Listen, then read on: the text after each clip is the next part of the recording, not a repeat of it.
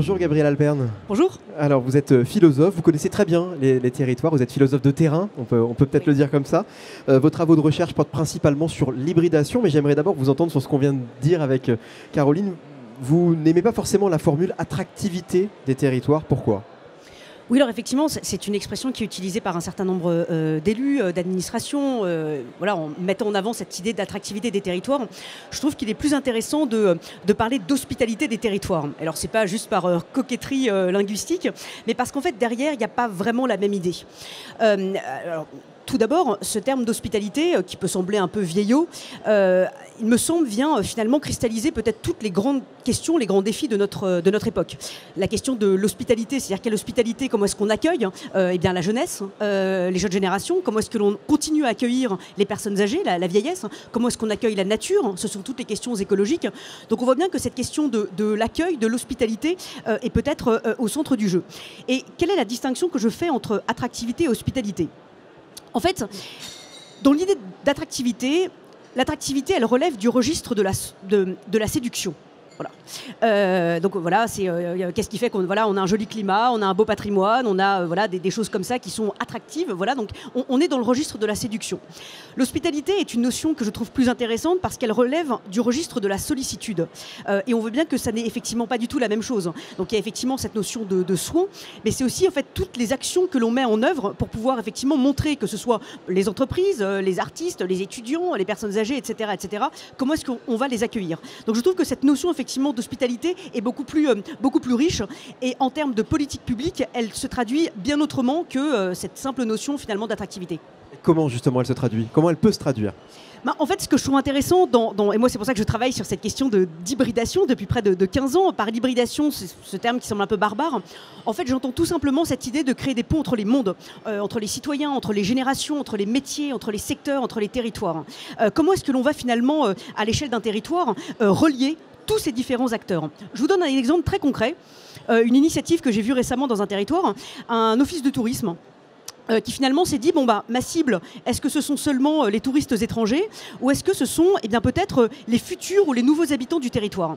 Et donc cet office du tourisme a fait un certain nombre de partenariats avec des agences immobilières, avec la crèche, avec l'agence Pôle emploi local, etc., en se disant finalement, comment est-ce que moi, en tant qu'office du tourisme, je suis chargé aussi de l'hospitalité, de l'accueil des nouveaux arrivants en les aidant à trouver une place à l'école ou à la crèche pour leurs enfants, à trouver un emploi pour leurs conjoints, à trouver un logement.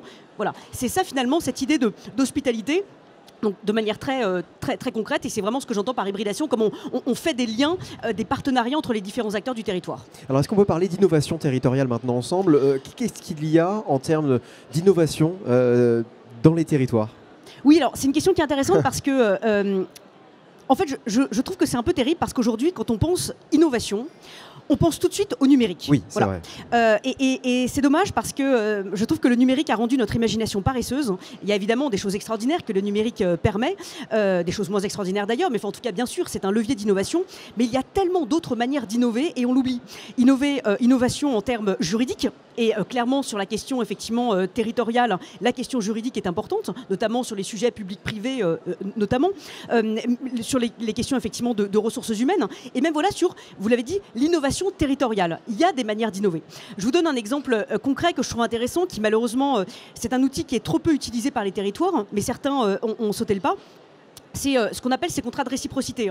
C'est une collectivité qui a telle ou telle ressource, va effectivement aller faire un partenariat, c'est un peu comme une sorte de troc, avec une autre collectivité qui bénéficie d'autres ressources.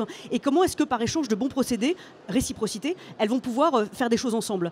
L'innovation, c'est aussi ce genre de choses, se dire finalement comment est-ce qu'à l'échelle d'un territoire, on va penser un peu au-delà des frontières de mon territoire et on va donner un sens finalement au bassin de vie, c'est-à-dire là où habitent les habitants, les citoyens tout simplement.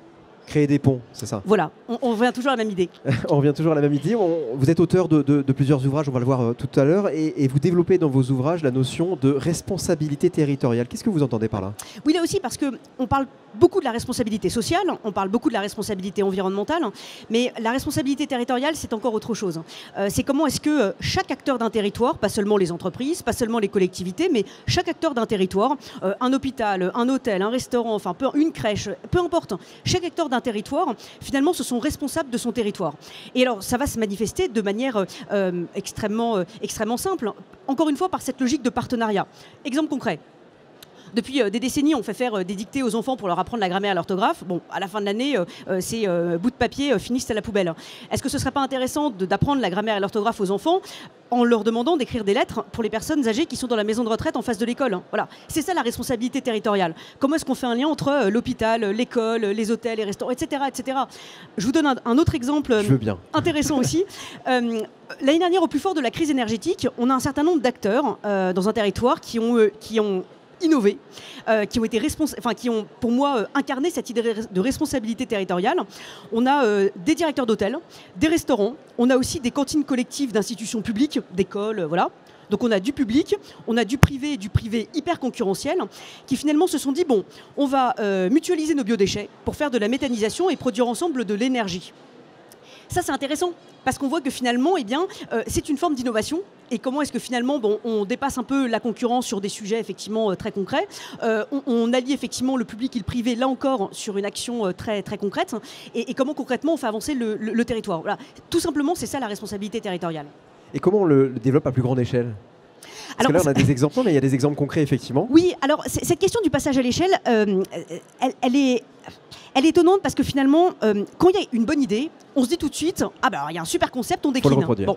Oui, mais en fait, la langue française dit bien les choses, décliner. Voilà, quand quelque chose décline, ça décline. Bon. Je trouve que, en tout cas moi, avec cette philosophie de l'hybridation, ce que je défends, c'est l'idée aussi de se réconcilier avec l'idée de singularité. Voilà. Ce qui est vrai ici, c'est pas forcément vrai là. Ce qui a été juste ici et pertinent ici, sur ce territoire-là, n'est pas forcément vrai là, ici. Donc ça ne veut pas dire qu'on ne peut pas reproduire des choses, mais en tout cas, cela nécessite peut-être de transposer. Et on est trop souvent sur une idée de standardisation, d'industrialisation comme ça, des idées ou des pratiques, qui du coup parfois vont un peu à l'encontre justement de cette idée de proximité, de singularité des territoires.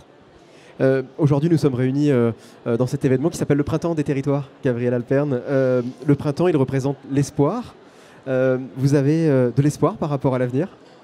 Oui, alors ça paraît toujours étrange de dire ça parce qu'il y a beaucoup de gens qui sont extrêmement désespérés autour de nous, mais ça me fait penser à une phrase d'Albert Camus qui disait que celui qui désespère ses contemporains est un salaud. Voilà. Et malheureusement, effectivement, il y en a beaucoup autour de nous. Moi, en tant que philosophe, ce qui m'intéresse, c'est effectivement de voir finalement comment est-ce que par ces coups de projecteur, ces petites choses, ces petits signaux faibles de réconciliation, ces petits signaux faibles de bonnes pratiques, de choses qui montrent que non, tout n'est pas fichu. Il y a des choses qui montrent que nous ne sommes pas acculés à l'impuissance et on peut finalement retrouver en tout cas une forme de citoyenneté et en tout cas une forme d'espoir. Donc moi, en tout cas, dans mon travail en tant que philosophe, et c'est pour ça que je vais sans cesse sur le terrain, effectivement aller voir ce qui marche et comment effectivement redonner des signes d'espoir. Et justement, quand vous êtes sur le terrain, il y a de l'espoir quand vous rencontrez c'est ça ce qui est intéressant, c'est que oui, bien sûr, il y a plein de bonnes idées, il y a plein d'initiatives intéressantes, de gens qui sont peut-être un peu plus courageux que les autres et qui peut-être d'une manière un peu transgressive, parce que finalement cette idée d'hybridation c'est bien ça, c'est sortir des silos, sortir des cases. Alors ça nécessite un certain esprit de transgression, mais on peut assumer cet esprit de transgression parce qu'à mes yeux c'est une transgression généreuse. Voilà. Et je pense qu'il est vraiment temps de mettre la lumière sur ces initiatives-là, sur ces courageux-là, de manière à ce que cela puisse donner du courage aux autres. Merci beaucoup, Gabrielle Alpern. Je rappelle, et je le disais tout à l'heure, restez avec moi encore un petit instant. Vous êtes l'auteur de plusieurs livres références, dont celui-ci que je montre, qui est Tous Centaures, éloge de l'hybridation. Très rapidement, aux éditions Le Pommier. Vous y racontez quoi, ce qu'on vient de se dire là, l'hybridation Oui, c'est-à-dire que notre société crève de ces silos, de ces cases, des étiquettes qu'on passe notre temps à coller sur les uns et les autres. Et donc voilà, comment est-ce qu'on crée des ponts entre les mondes ? On peut le lire dans votre ouvrage, Tous Centaures, éloge de l'hybridation. Merci beaucoup, Gabrielle Alpern. Merci d'être venue. Merci à vous. Merci. Dans le studio. Et Valérian, nous approchons doucement de la fin de notre programmation du studio. Il nous reste encore 2 invités à accueillir, mais on peut d'ores et déjà dire que les premiers échanges étaient passionnants. On a appris plein de choses. Oui, c'est vrai. On a parlé, de mon côté en tout cas, hospitalité des territoires. On vient de le voir avec Gabrielle Alpern. On a parlé du village des athlètes pour les JO 2024.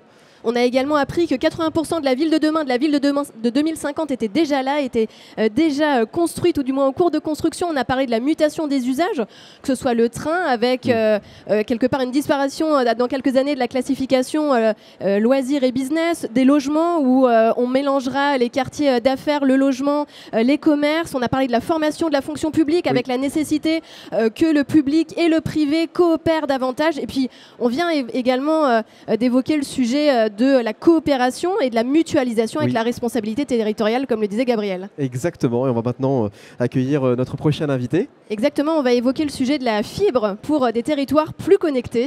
Et nous rejoint dans un instant Olivier Sichel, directeur de la Banque des Territoires, directeur général délégué du groupe Caisse des Dépôts.